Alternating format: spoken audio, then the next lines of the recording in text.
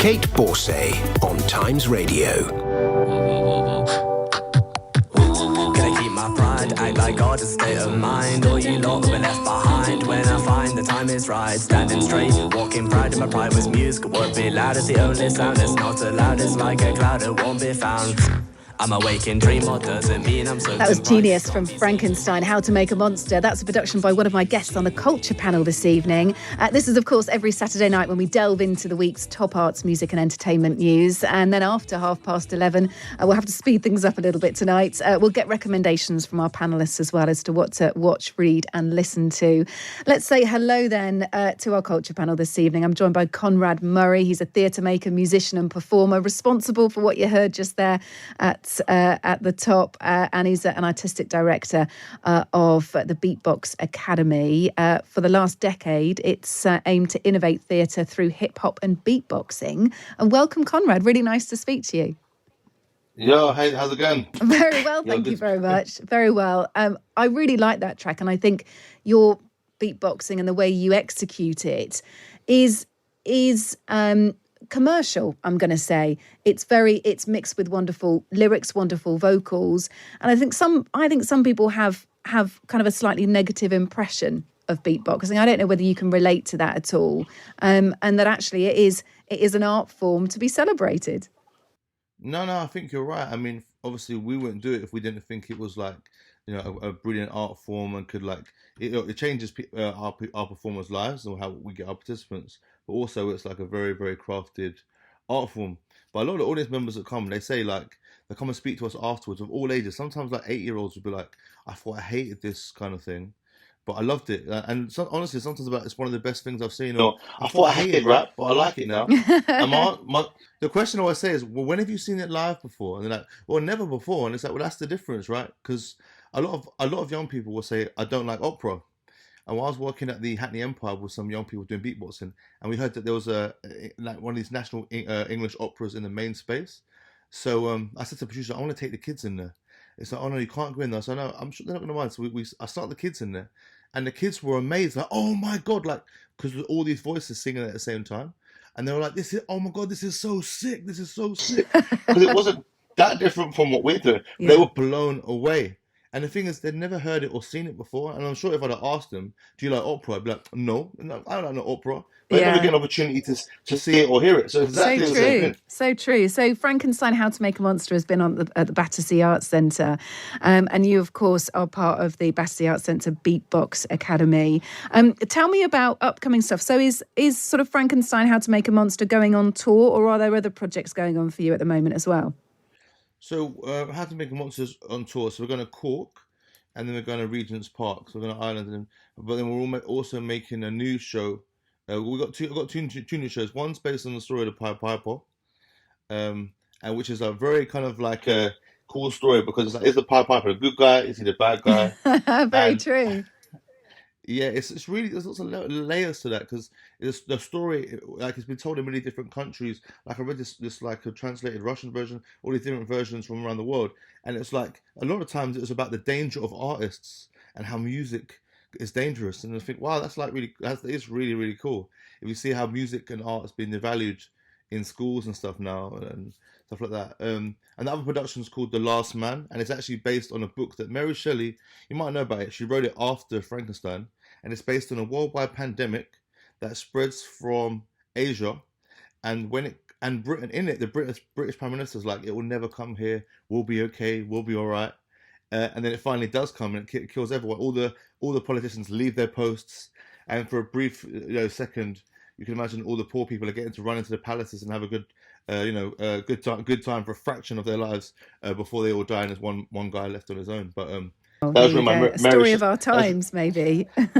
Yeah, 200 years ago she wrote that, so it's pretty mad. Wow. Just tell me a little bit about How to Make a Monster. How long does it go on for, and how does the production work? So you've obviously got, some beatboxing in there, you've got music in there, but also a storyline to it as well. Yeah. So we're kind of flipping the original storyline, because the original storyline is about science, because science was entering the world and like challenging God and nature and creating the responsibilities of the creations that we create. So what we did, we kind of turned that on the head and looked at how are modern monsters made, and what's the modern challenges through science, and like so we look at social media, we look at how people can be turned into monsters by society and seen as monsters, and also forced to turn into one because of their actions, and that's done through lyrics and through visuals, and it's a very strong aesthetic narrative as well as kind of a visual and a storytelling one for what we're doing. Brilliant. But Okay. it's very, yeah. Conrad Murray there, who is a theatre maker, beatboxer, and just to give that show a plug again, Frankenstein, How to Make a Monster. It goes on tour. It's in Cork next, and then the Regent's Park Open Air Theatres soon as well. Let's talk about the BBC first of all. Moving channels online. I think there was a big outcry when this was announced this week that CBBC and BBC4 were going to go completely. But what's going to happen is they're going to stop being traditional broadcast channels and instead move online, so they'll be available on the BBC iPlayer.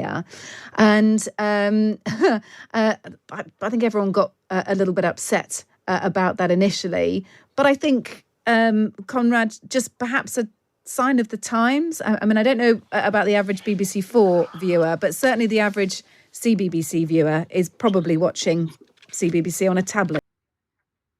Yeah, I think so. I mean, it is a sign of the times. So I do worry about. I've got like niece and nephew, and like the way that they couldn't just binge stuff for hours. But when I was a kid, you'd wait for the hour or so or two of kids shows when it's on, and then move on to something else. Yeah. Whereas I mean, it is a sign of the times, but I do kind of worry about this binge culture and what I don't know how we're kind of educated about it. Like, how good is it for us to because we choose what we binge. But I remember watching shows that I wouldn't necessarily watch, but maybe Blue Peter, but I might learn something from it. Yes, like, yes, that I didn't necessarily want to learn. But then you remember it. You remember the thing that you remember those little things. Whereas now you only watch what you already know you're drawn to. Yeah, which is quite different. And then YouTube tells you to watch something else, doesn't it? And if you're watching CBBC or CBeebies on the iPad, offering it, it sort of suggests the next program. The next program just keeps rolling on. Let's have a little listen to some favourites across BBC4 and CBBC. How do we engage with this demographic? Well, the first thing is, first of all, knowing who we're talking about and then finding a name for them. People who would do something for nothing. They are mugs. Mugs do something for nothing. They're the people who deal with the little stuff. Wombles. Honest wombles. Everyday wombles. We have to put up with damaged children here and be kind to them. Fuck off! Oh, fuck off! That's BBC4 shows that The Thick of It and Detectorist, I think we heard there, but we also heard Tracy Beaker from CBBC, which is infamous, really, with the station. OK, let's delve into another story that we have for you, and this concerns Kevin Spacey. The Crown Prosecution Service confirmed on Thursday that the actor is to be charged with sexual assault against three men following a review of Met Police evidence. That's following complaints dating between 2005 and 2013. 5 charges are being brought against him, with 3 complaints relating to sexual abuse, which is alleged to have taken place in London and 1 in Gloucestershire as well.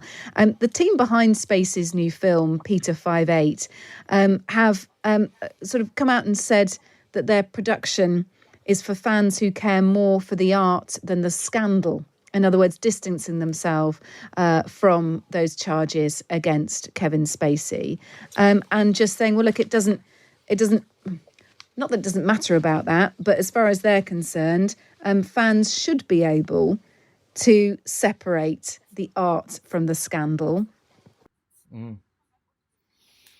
I think he's not in prison right now. He's not been arrested for it. And people can make a choice to watch him or not. If you're going to be traumatized or triggered to watch him, then don't watch it. Eventually, if he gets charged with something, then that's been done. Well, he's set to be charged, isn't he? Through these historical. But I think what the film company is saying is, sort of regardless of that, regardless of what happens to Kevin Spacey, that is one issue. And actually, their film is for people who are just there for the art. It doesn't matter about the scandal. I agree. Then I mean, that's what I agree with, because also there's loads of other people that have worked on it all the time that's gone into it. and it's just to kind of lock it off, or then if people want to watch Kevin Spacey in that film, they have a choice to. How do we not know that a lot of our masters and genius in the past are wrong uns? We don't anyway.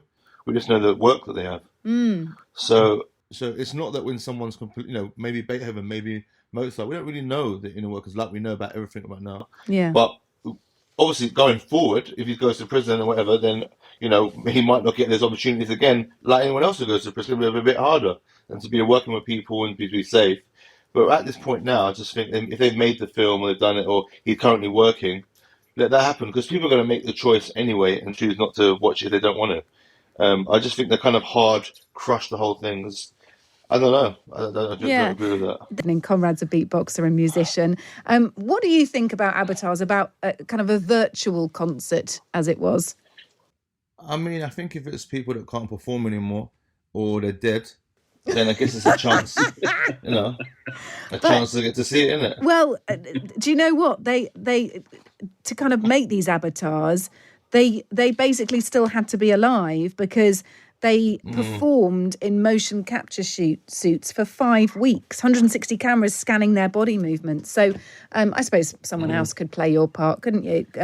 Couldn't they? But I just wonder whether this is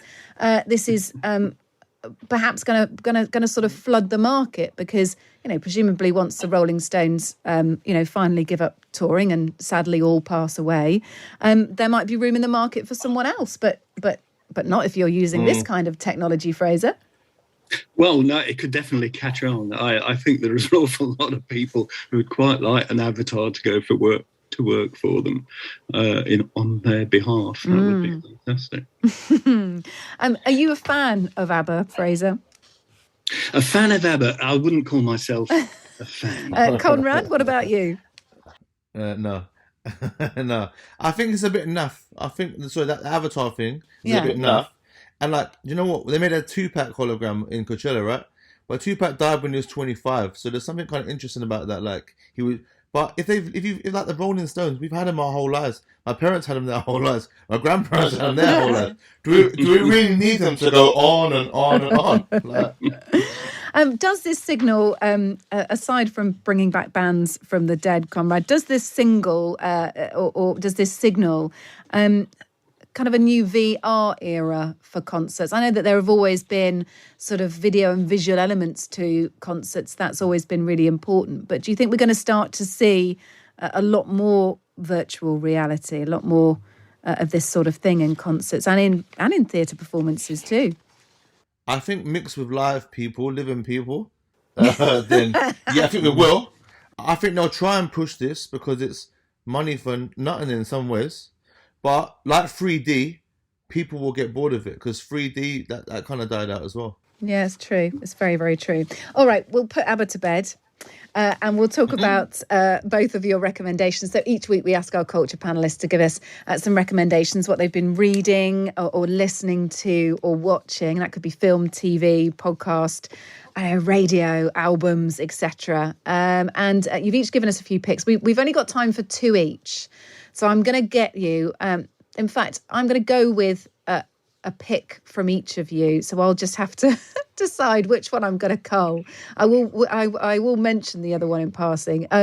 Conrad, I'm going to go on to your first pick, if that's okay. You've been watching the miniseries Dope Sick on Disney+. It's an 8-part drama looking at the immorality and greed that led to the rise of the miracle painkiller. So it was called OxyContin. Michael Keaton exec produces. He also stars in it. Let's listen to a bit of the trailer.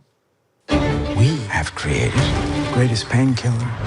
This works better than anything I've ever used before. There was something unique about OxyContin. There's already the spike in overdoses and crime rates. I think maybe the miracle drug you're selling might be a little more addictive than you said it was. No drug is going to work perfectly for every patient. That's not our job. Our job is to sell. People's lives are at stake, and a pharma company is lying. I want Purdue to feel some pain.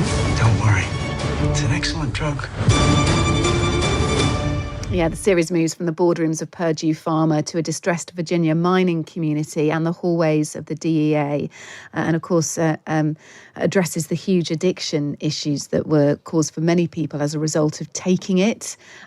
Tell me how you came across this. Was it something that you were interested in already, or did you just happen across it and, learn about OxyContin?